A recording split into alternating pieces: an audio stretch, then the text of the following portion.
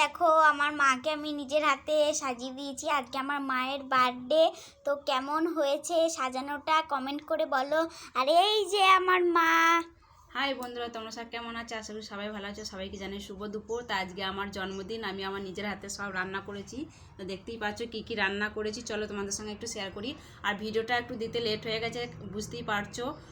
এতক্ষণ রান্না করতে গিয়ে একটু লেট হয়ে গেছে। আর মেন কথা হচ্ছে আমাদের গ্যাসটা শেষ হয়ে গিয়েছিলো আজকের দিনেই, তার জন্য রান্না করতে একটু দেরি হয়ে গেছে। তো চলো কি রান্না করেছি দেখায়।